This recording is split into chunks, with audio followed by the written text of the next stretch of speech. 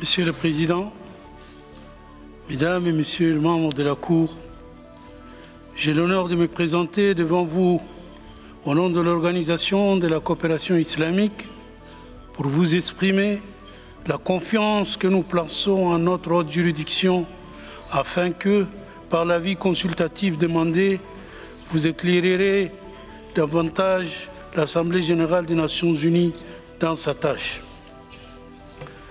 L'Organisation de la coopération islamique recouvre 57 États membres. Elle est la voix collective du monde islamique. Cette organisation intergouvernementale a été créée suite à l'incendie criminel en 1969 de la mosquée d'Al-Aqsa de Jérusalem. C'est ainsi que la charte de notre organisation mentionne parmi ses objectifs notre soutien aux droits du peuple palestinien à créer son État souverain avec pour capitale Al-Quds al-Sharif.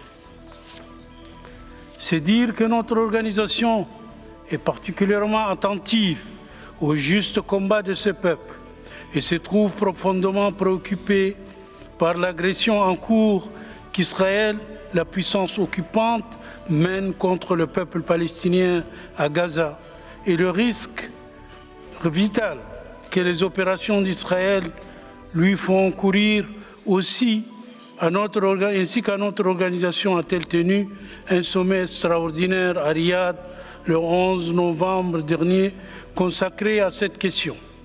Je voudrais vous informer ici des positions prises à cette occasion par l'organisation que je représente. Devant la gravité de la situation, nous avons mis en garde contre les conséquences de la guerre menée par l'occupant israélien dans la bande de Gaza.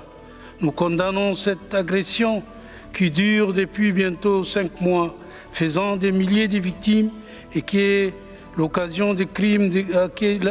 occasionné des crimes de guerre massifs et d'un risque de génocide, comme vous l'avez reconnu dans votre ordonnance du 26 janvier dernier.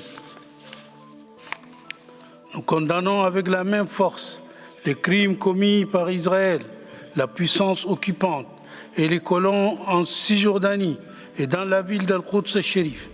Nous dénonçons le refus par Israël, la puissance occupante, de mettre fin à son occupation illégale et du territoire palestinien aux violations multiples et des normes de droit international que la poursuite de cette occupation entraîne. Et nous déplorons l'incapacité du Conseil de sécurité à mettre en œuvre le droit international pour enrayer cette spirale de violence et rendre justice au peuple palestinien. Monsieur le Président, Mesdames et Messieurs membres de la Cour, c'est dans ce contexte que nous avons rappelé qu'une paix juste, durable et globale sur la base de la solution des 2 États est le seul moyen d'assurer la sécurité et la stabilité de tous les peuples de la région et de protéger des cycles de violence et de guerre. Dans le même esprit, nous avons demandé que tous les pays cessent d'exporter des armes et des munitions aux autorités d'occupation, sachant que l'armée et les colons les utilisent contre le peuple palestinien.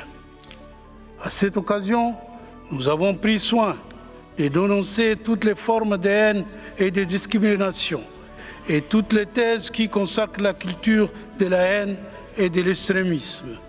Et nous avons proclamé l'impératif pour la communauté internationale de prendre des mesures immédiates et rapides pour mettre fin au massacre et à la prise pour cible des civils palestiniens de façon à confirmer qu'il n'y a aucune différence entre une vie et une autre, ni de discrimination sur la base de la nationalité, de la race ou de la religion. Telles sont les conditions sans lesquelles aucune paix durable n'est possible. Nous attendons aussi de votre Cour que soit condamnée la colonisation accélérée de Jérusalem et ainsi que les attaques israéliennes menées contre les lieux saints islamiques et chrétiens d'Al-Quds. Aussi, espérons-nous que l'avis consultatif que vous allez prendre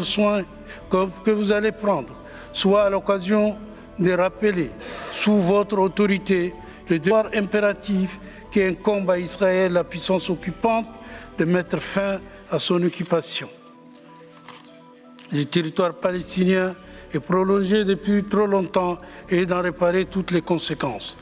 Maintenant, notre Conseil, Madame Chemillier-Gendreau, à qui je vous prie, Monsieur le Président, de bien vouloir lui donner la parole, vous exposera les aspects juridiques sur lesquels l'Organisation de la coopération islamique pense pouvoir apporter encore quelques éclaircissements. Je vous remercie.